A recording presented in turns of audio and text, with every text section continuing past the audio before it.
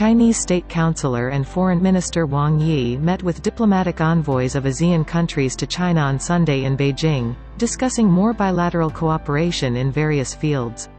Their meeting comes just days before the upcoming summit on commemorating the 30th anniversary of China-ASEAN dialogue relations.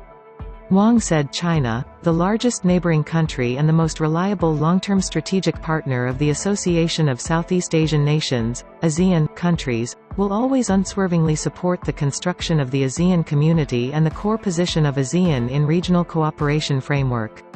Wang said that since the outbreak of the COVID-19 pandemic, Chinese President Xi Jinping has maintained close communication and mutual support with ASEAN leaders to further consolidate and deepen bilateral friendly cooperation.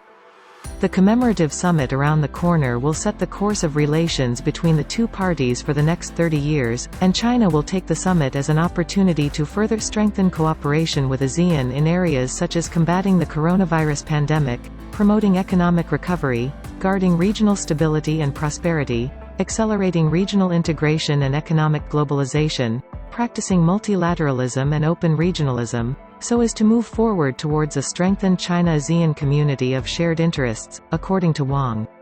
Wang said the Chinese side will continue to strengthen its support in offering COVID-19 vaccines to ASEAN member countries, until the ultimate win over the pandemic.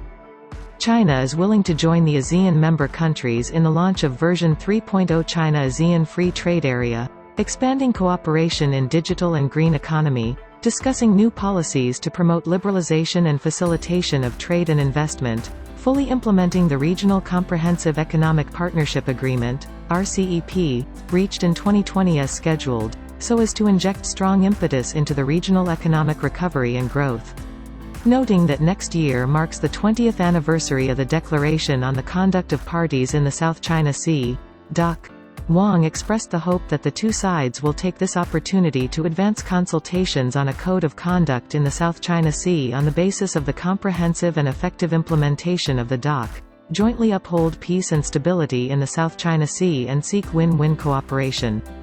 Wang also introduced major achievements obtained at the 6th plenary session of the 19th Central Committee of the Communist Party of China, CPC, adding the plenum's communiqué will guide China in moving firmly on a new journey toward realizing its second centenary goal.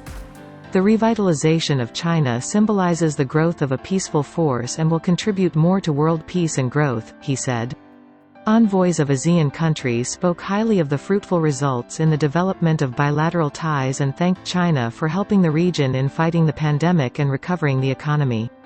They also expressed wishes for the success of the commemorative summit and more bilateral cooperation in areas such as trade, green economy, climate change, and sustainable development.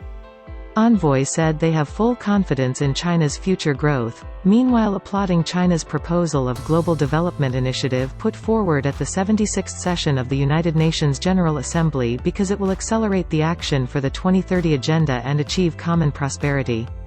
In addition, Wang and the envoys exchanged views on concerning international and regional issues.